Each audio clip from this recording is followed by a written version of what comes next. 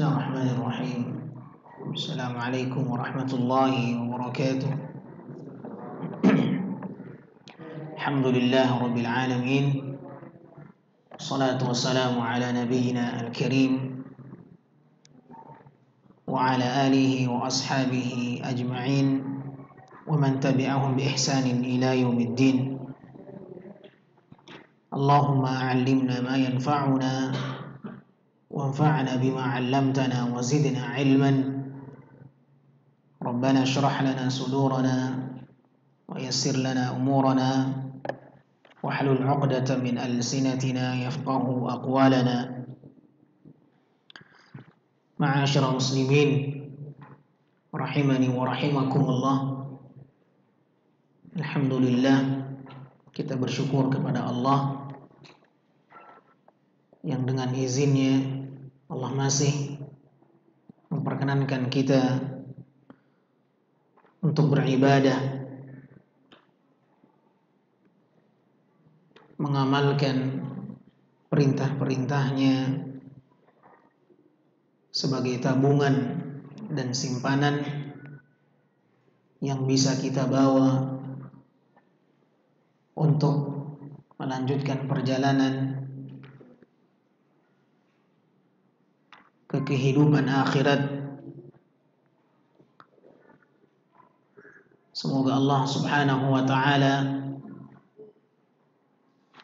senantiasa memudahkan langkah kita untuk beramal saleh di atas sunnah-sunnah nabinya yang mulia Muhammad sallallahu alaihi wa ala alihi wa sahbihi wasallam. Ma'asyiral muslimin rahimani wa rahimakumullah, kita melanjutkan pelajaran di dalam kitab Sifat Salat Nabi yang dikarang oleh Syekh Muhammad Nasiruddin Al-Albani rahimahullah.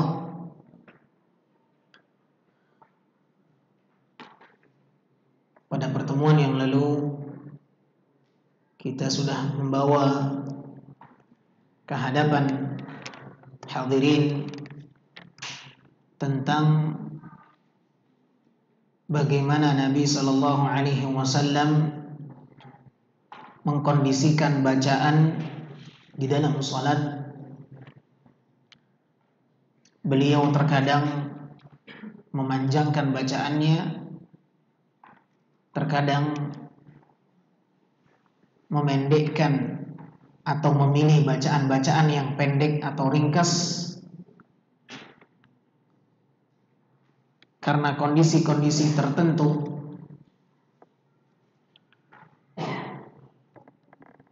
Dan telah kita bawakan di antara kondisi yang Nabi SAW pernah meringkas bacaan salatnya adalah tatkala Nabi SAW menemukan seorang anak kecil yang menangis di dalam salat, sehingga Nabi SAW memutuskan untuk meringkas dan mempercepat salat, tidak sebagaimana mestinya Nabi mempanjangkan bacaannya dalam salat subuh, sehingga tatkala para sahabat melihat Nabi keluar dari kebiasaannya, maka para sahabat pun bertanya. Dan tidaklah pertanyaan para sahabat melainkan karena para sahabat terbiasa dengan bacaan Nabi yang panjang di dalam salat subuh. Ini hadis yang kita bawakan pada pertemuan yang lalu, salah satu kondisi di mana Nabi SAW meringankan bacaan salatnya, padahal kebiasaannya Nabi membaca bacaan yang panjang karena kondisi anak kecil yang menangis. Baik. Kemudian Pada paragraf selanjutnya disebutkan oleh sang pengarang kitab rahimahullah, wa kana yaqul inni la adkhulu fi shalah wa ana uridu italataha fa asma'u bukaa as-sabi فأتجوز في صلاتي مما أعلم من شدة وجد أمه من بكائه. Dalam riwayat yang lain, dalam hadis yang lain, redaksi Imam Al-Bukhari, riwayat Imam Muslim, Nabi alaihi salatu wassalam memberikan sebuah alasan. Ketika aku memasuki salat dan aku telah berkeinginan untuk memanjangkan bacaanku di sana, maka ternyata aku mendengarkan suara tangisan anak kecil. Di sini Nabi alaihi salatu wassalam menyebutkan, saya telah berkeinginan untuk memanjangkan bacaan. Nabi jelaskan keinginannya bahwa sesungguhnya Nabi ingin memanjangkannya. Namun ternyata di pertengahan salat Nabi mendengarkan suara tangisan anak kecil. Maka aku pun meringkas salatku karena aku mengetahui betapa besarnya kebutuhan seorang ibu dari suara tangisan anak itu. Ya, subhanallah. Lihat ma'asyarul muslimin yang dimuliakan Allah, bagaimana Nabi alaihi salatu wassalam memperhatikan hak-hak anak kecil di dalam sholat. Keberadaan anak kecil di dalam sholat bukan tidak memiliki pengaruh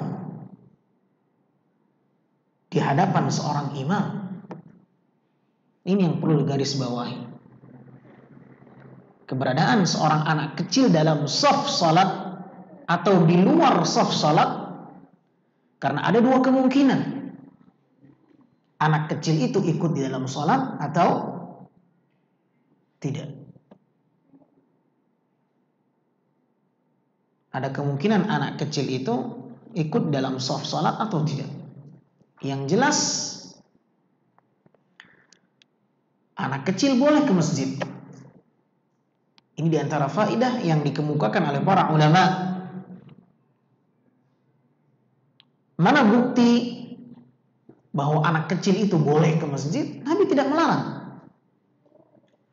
Dan tidak pernah ada larangan anak kecil pergi ke masjid.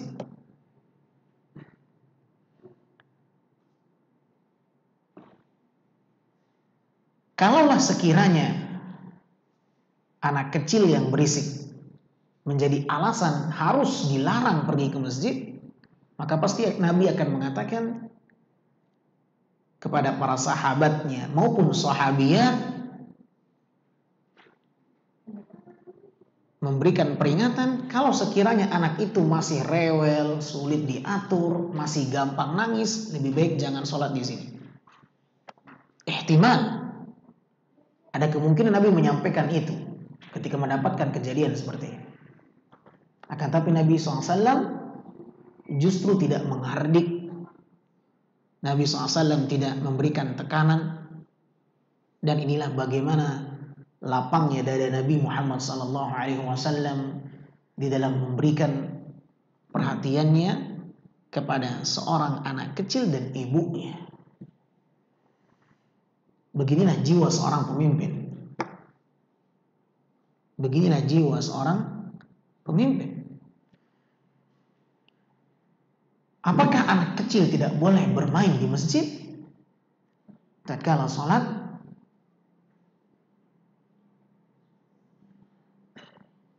Boleh atau tidak?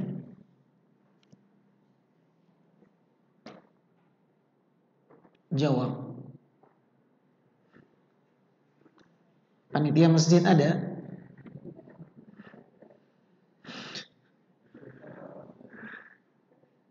Kita beradu argumen. Itu ada himbauan dari kecil. Himbauan. Baik. Masya Allah. Ma'asyil muslimin dimuliakan Allah. Nabi SAW pernah membawa cucunya Hasan dan Husain. Dibawa oleh Nabi SAW. Masih usia yang sangat kecil. Suatu ketika kita akan melewati hadis itu, namun kita bawakan karena memiliki kaitan dalam pembahasan kita. Ini menarik, ahibati fillah. Ketika Nabi SAW sholat, Nabi SAW membawa cucunya Hasan dan Husain. Tidak mengapa antum seorang kakek, seorang ayah bawa anak, ya, bawa cucu, fadhal. Dalam Islam tidak mengapa. Dan Nabi SAW ketika membawa cucunya, Nabi SAW menjadi apa? Di dalam sholat jamaah. Menjadi apa? Imam. Saya menemukan ada seorang yang membawa anaknya, biasa jadi imam, tapi karena bawa anak gak berani jadi imam. Kenapa? Saya mau jagain anak di sini. Memangnya kalau di depan gak bisa jagain anak? Taruh anak itu di samping, tidak masalah. Nabi SAW ketika membawa Hasan dan Husain, ketika Nabi sedang sujud, dalam salah satu sujudnya, ternyata Nabi SAW sujud dengan sujud yang sangat lama, tidak seperti biasanya, sehingga salah seorang sahabat memberanikan diri untuk mengangkat kepalanya, memastikan Nabi jangan-jangan terjadi sesuatu, entah meninggal dunia, entah, wallahu a'lam bishawab. Sahabat khawatir, ini ada apa? Ya, maka sahabat ketika sujud mengangkat kepalanya, melihat Nabi di depan. Oh, ternyata Nabi masih sujud. Akhirnya sahabat ini sujud lagi. Selepas salat, Nabi SAW mengatakan kepada para sahabatnya yang ditemukan oleh Nabi SAW tatkala mereka sahabat memberikan isyarat kepada Hasan dan Husain, ternyata mereka menunggangi Nabi SAW, menaiki Nabi SAW, menjadikan Nabi sebagai kuda-kudaan dalam sholat. Ya, ditanya oleh para sahabat, ya Rasulullah, tadi engkau sujud dengan sujud yang sangat lama, ada apa ya Rasulullah? Maka Nabi mengatakan, sesungguhnya dua anakku ini sedang menaiki punggungku, maka aku tidak berani untuk mengangkat punggungku sampai aku berikan hak mereka dengan punggungku ini. Berapa lama anak betah di situ? Bagaimana kalau antum berada di posisi Nabi SAW? Bawakan kondisi itu, hadirkan kondisi itu. Antum bawa anak, tiba-tiba anak antum naikin punggung antum. Antum bangkit atau tidak? Ternyata anak antum gak turun-turun. Nabi SAW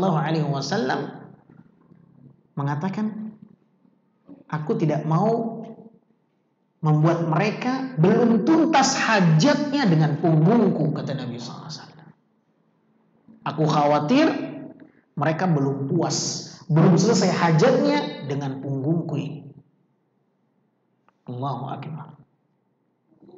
Lihat bagaimana Nabi SAW memberikan perhatiannya kepada hak anak-anak. Ini main-main loh.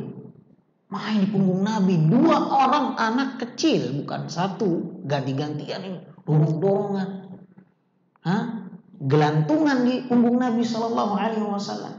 Sampai-sampai sebagian para sahabat mengisyaratkan kepada Hasan dan Husain dengan tangan. Diperintahkan untuk turun. Tapi nggak pakai suara. Dan akan kita lewati hadis ini. Ya, para sahabat memberikan isyarat dengan tangannya kepada Hasan dan Husain, memerintahkan untuk turun. Jangan naikin punggung Nabi, itu bahasanya. Kalau kita ingin bahasakan. Ahibati fillah yang dimuliakan Allah Subhanahu wa taala. Kemudian Nabi alaihi salatu wassalam mengatakan kepada para sahabatnya, barang siapa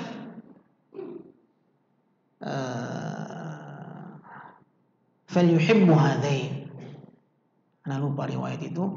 Yang jelas Nabi SAW, barang siapa yang demikian dan demikian, maka hendaklah mereka mencintai 2 anakku ini.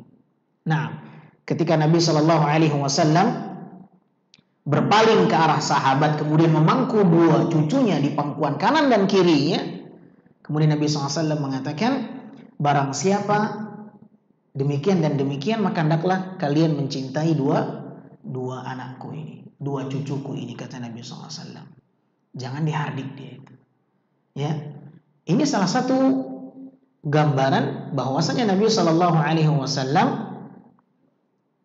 memberikan legalitas anak kecil yang secara fitrah mereka bermain di masjid. Baik, berarti kita nggak boleh ngarang anak kecil main di masjid. Ma'asyiral ahibba rahimani wa rahimakumullah. Di sini para ulama bersuara ketika mereka ditanya tentang hukum anak kecil bermain di masjid. Syekh Shalih bin Utsaimin rahimahullah ketika ditanya bagaimana hukum seorang anak kecil menghadiri masjid, maka beliau mengatakan hukum asalnya boleh. Karena banyaknya riwayat hadis di mana Nabi SAW membawa Hasan dan Husain, suara tangisan anak kecil di masjid ini menunjukkan bahwasanya mereka menghadirkan anak-anak kecil mereka di sana. Bahkan juga nanti kita akan sebutkan riwayat di mana mereka para sahabat dan anak-anak kecil mereka tertidur karena menunggu salat Isya yang sangat larut. Nabi baru tiba memimpin salat Isya. Ya, ini hadis yang sangat menakjubkan ahibati fillah, bahwa Nabi SAW pernah mengakhirkan salat malamnya hingga pertengahan malam, sehingga anak kecil dan para wanita telah tertidur, kata Umar bin Khattab.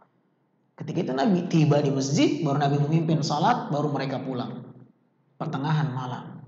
Yang menjadi syahid di sini perkataan Umar bin Khattab, anak-anak dan wanita telah tertidur saking lamanya menunggu kehadiranmu ya Rasulullah. Dan ini menunjukkan bagaimana kesetiaan mereka para sahabat menunggu imam rawatib. Tidak main, dah maju aja. Mana imam rawatibnya? Gak usah, ganti aja langsung. Lah, tidak. Ya, mereka tahu bahwasanya ini imam rawatib memiliki kedudukan di dalam Islam. Tidak boleh diserobot dengan imam yang lain, walaupun ada yang lebih baik.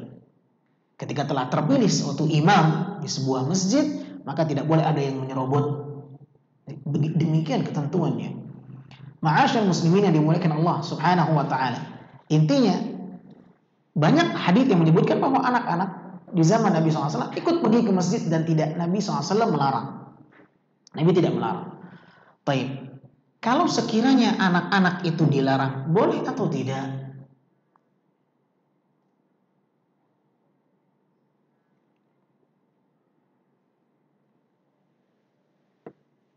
Jawab.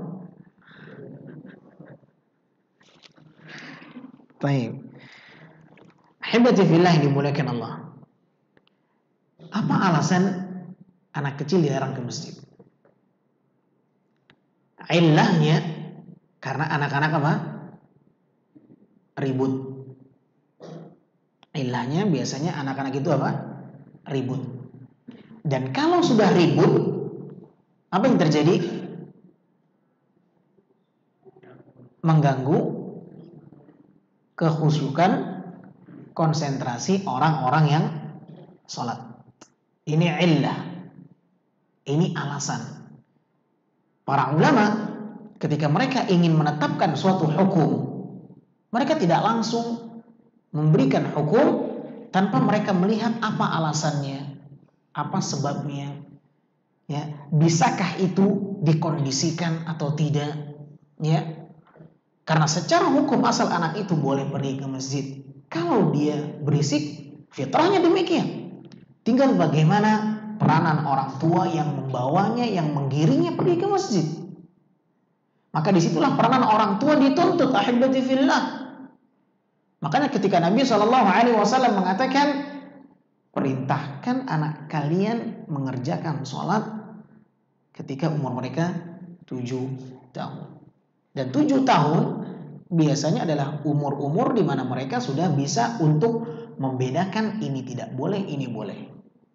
Dan ini dikenal dengan sebutan dengan sinnut tamyiz. Umur seorang anak sudah bisa membedakan, bukan umur baligh, tapi umur mumayyiz. Umur apa? Mumayyiz atau umur tamyiz. Tamyiz artinya umur di mana seorang anak itu sudah bisa dia membedakan. Jangan berisik, sudah tahu, oh berarti nggak boleh berisik. Walaupun nanti dikala itu tidak berisik, besok datang berisik lagi. Lingkungan teman-temannya, nggak ada temannya nggak berisik. Ketemu temannya jadi berbeda hukumnya. Nah, oleh karenanya sebuah kesalahan ketika ada seorang anak dikumpulkan dengan anak yang lain. Ini harus paham, ahibati fillah. Panitia masjid harus lebih paham lagi. Karena mereka biasanya yang mengatur shaf dalam sholat. Ya. Yang terjadi di masyarakat kita, anak-anak itu diberikan satu shaf khusus, kelas eksekutif belakang. Silahkan, lakum dinukum waliyadin, mau ngapain saja sudah. Akhirnya apa? Berisik. Dan yang membuat itu siapa? Orang dewasa. Yang salah siapa? Orang dewasa. Bukan anak kecilnya. Anak kecil berisik fitrah. Tapi anak kecil yang bisa diatur, disitulah kendali orang tua yang mengajaknya ke masjid. Oleh karenanya, sebuah kesalahan apabila anak kecil itu dijadikan satu shafnya, akhirnya berisik. Maka ketika anak kecil itu bisa untuk diselang-selingi dengan orang dewasa, maka itu yang terbaik. Itu yang terbaik. Dan tidak mengapa. Tidak mengapa anak kecil itu berada di shaf dengan orang dewasa. Nah, bahkan Syekh Shalih bin Utsaimin rahimahullah mengatakan, apabila ada anak kecil yang telah dahulu lebih awal memiliki posisi shaf yang pertama, tidak berhak untuk diberikan posisi mundur.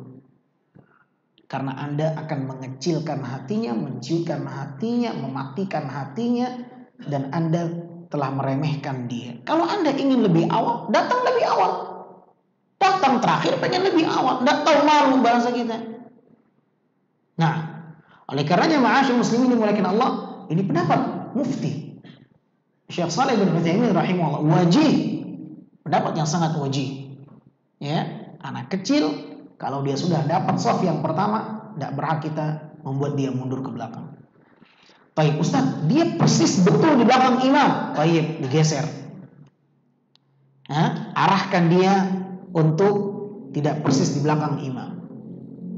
Karena memang di belakang imam terdapat riwayat khusus di mana Nabi SAW menyebutkan liyalini ulul ahlami wan nuha. Hendaklah orang-orang yang persis di belakangku, orang-orang yang ahlam, orang-orang yang sudah baligh. Memang ada riwayatnya. Orang-orang yang dewasa, orang-orang yang nuha, yang cerdas.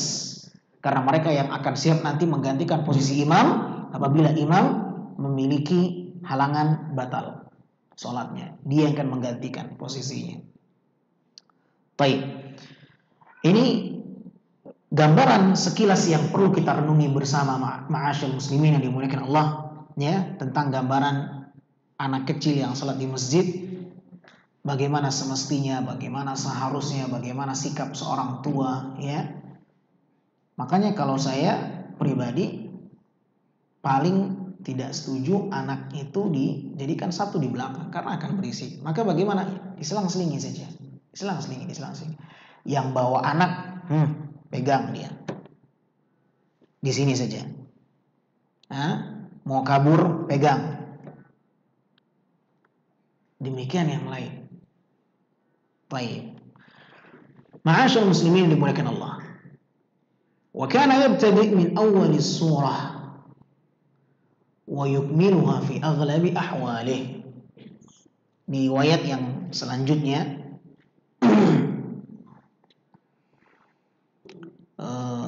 wa kana yabtadi'u min awwali surah wa yukmiluha fi aghlabi ahwalihi.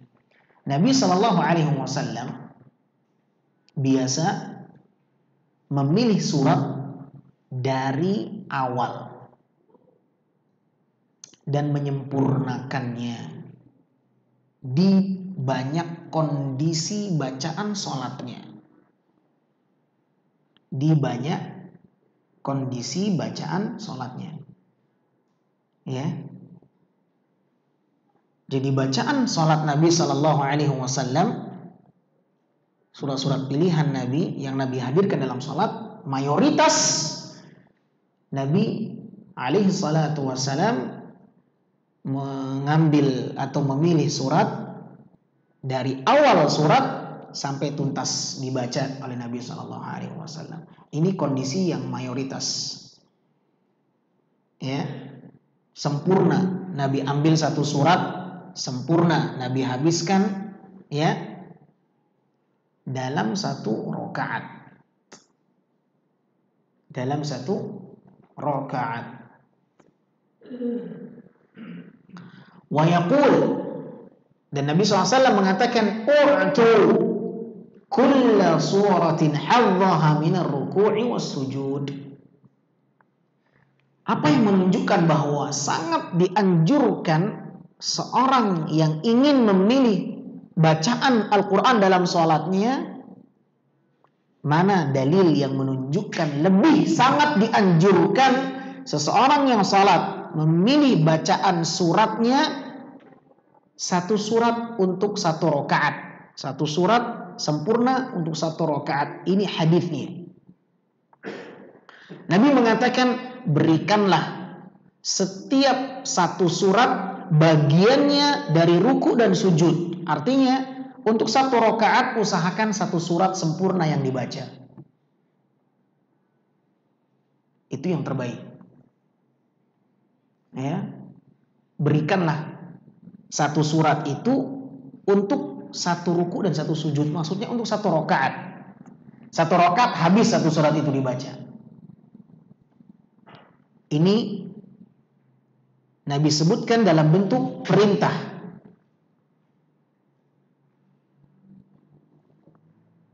Riwayat ini diriwayatkan oleh Imam Ibnu Abi Syaibah dengan sanad yang sahih. U'tu, berikanlah kulla suratin, setiap surat bagiannya dari ruku dan sujud.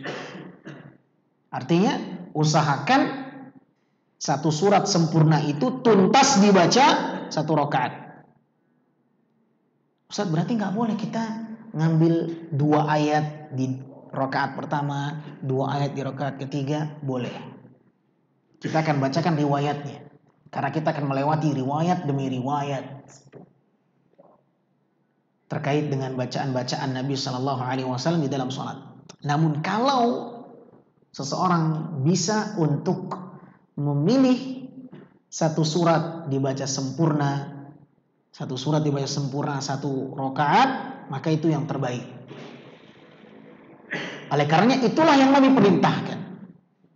Oleh karenanya itulah yang Nabi tekankan. U'tu, berikanlah setiap surat haknya untuk satu kali sujud, satu kali ruku. Baik.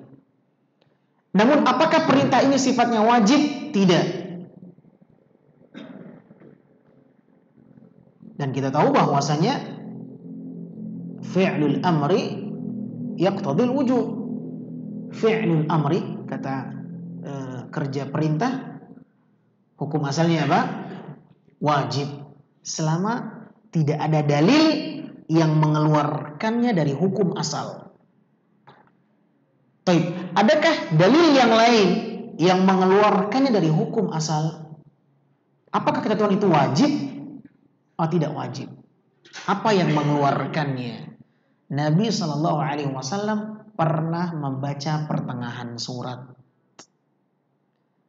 Nabi pernah membaca satu ayat dari surat yang panjang. Dan ini menunjukkan bahwasannya berarti perintah itu bersifat apa? Bersifat anjuran. Ya. Wa fi lafzin, dalam lafaz hadis yang lain, Nabi alaihi salatu wassalam mengatakan likulli suratin raka'ah. Untuk setiap surat satu rakaat. Ya, untuk setiap surat itu satu rakaat haknya. Nah, apa makna hadis? Apa sih makna hadis ini? Al-muallif Syekh Muhammad Nasiruddin rahimahullah menyebutkan, wa makna al-hadis indi, makna hadis yang saya fahami, kata beliau, ij'alu likulli rak'atin surah kamilah. Jadikanlah setiap satu rakaat satu surat yang sempurna, full, dari awal sampai akhir. Dari awal sampai akhir tuntas. Itu yang terbaik. Ya, itu yang terbaik. Dan itulah yang paling banyak Nabi hadirkan dalam sholatnya. Itu yang paling banyak Nabi hadirkan dalam sholatnya. Hatta yakuna al-hadh ar-rak'ah biha kamilan, sehingga jatah-jatah setiap rakaat itu menjadi sempurna. Wal amru lin nadbi, dan perintah di sini menjadi anjuran sifatnya. Baik. Wa kana taratan yuqsimuha fi rak'atain. Terkadang Nabi SAW membagi surat untuk 2 rakaat. Ini dalil yang menjadikan perintah tadi ketentuannya menjadi apa? Anjuran. Mafhumnya demikian. Ya. Karena kalau seandainya perintah, tapi kenapa ternyata Nabi SAW ternyata tidak demikian. Ya.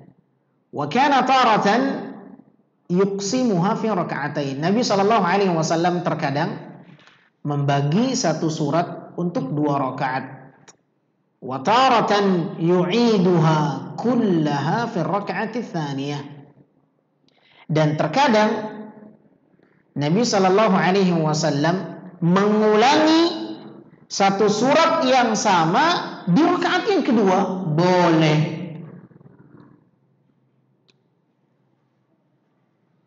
Perhatikan baik-baik. Ya, mana yang boleh, mana yang tidak boleh. Yang kita bacakan ini yang boleh. Ya. Wa kana taratan yuqsimuha fi rak'atain. Nabi SAW terkadang membagi satu surat untuk 2 rakaat. Terkadang Nabi mengulangi surat di rakaat yang pertama, di rakaat yang kedua. Wa kana ahyanan yajma' fi rak'atil wahidah baina as-suratayn aw akthar. Terkadang Nabi SAW menggabungkan beberapa surat dalam satu rakaat. Ya, boleh. Satu rakaat membaca 3 surat. Nah,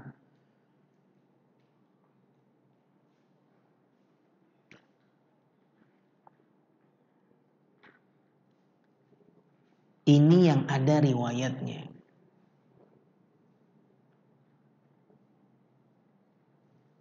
Yang tidak boleh yang seperti apa kondisinya?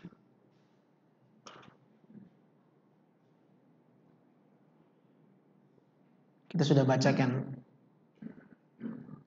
Ini Nabi terkadang begini. Nabi SAW terkadang begini.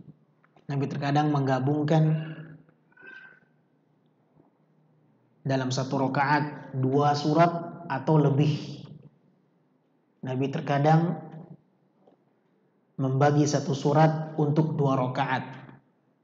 Nabi terkadang begini, membaca satu surat, diulangi lagi surat itu di rakaat yang kedua. Apa yang tidak boleh? Kondisi yang seperti apa yang tidak boleh?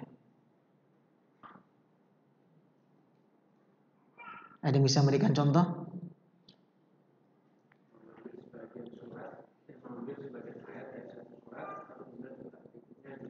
Nah, ahsan, barakallahu fiik.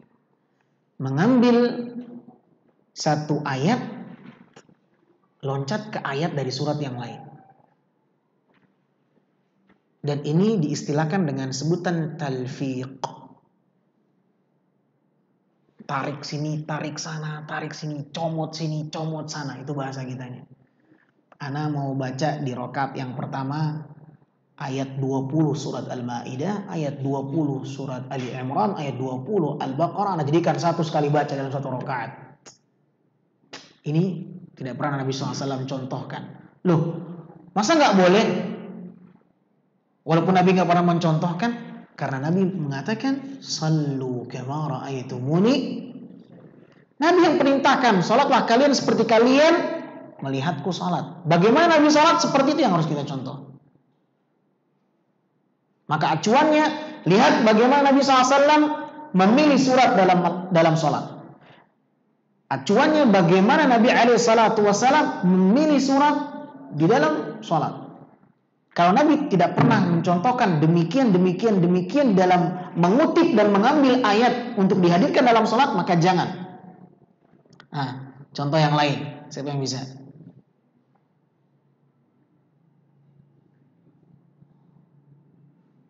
Banyak contohnya.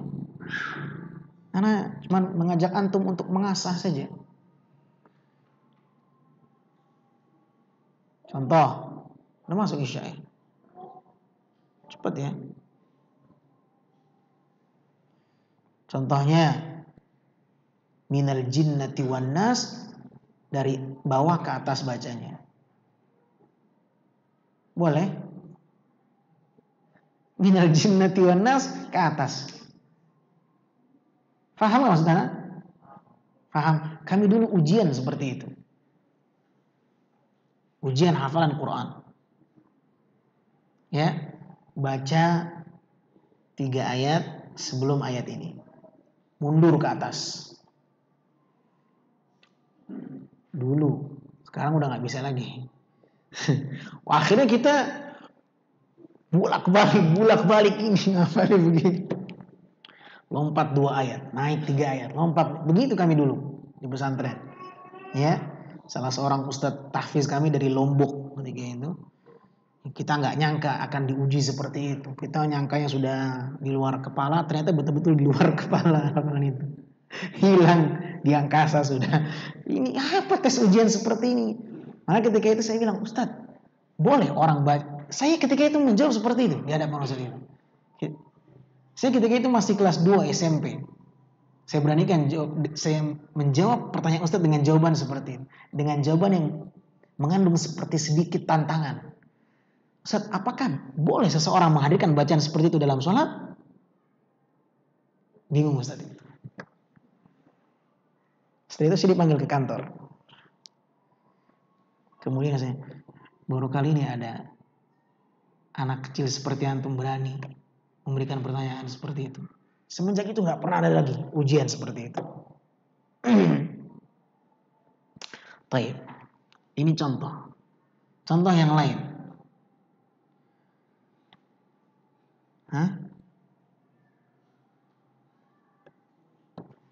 Mengulang-ulang satu surat yang sama dalam satu rakaat.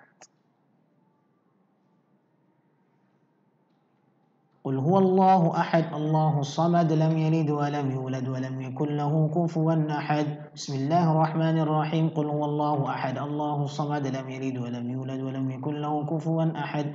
Bismillahirrahmanirrahim. Qul huwallahu ahad, Allahus samad, lam yalid wa lam yulad. Ini tidak pernah Nabi SAW contohkan.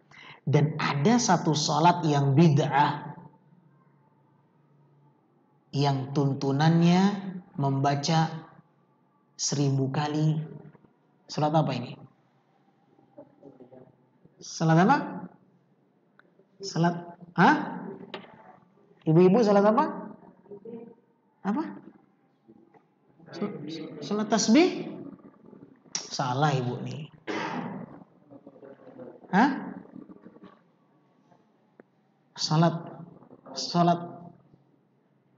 Salat raghaib.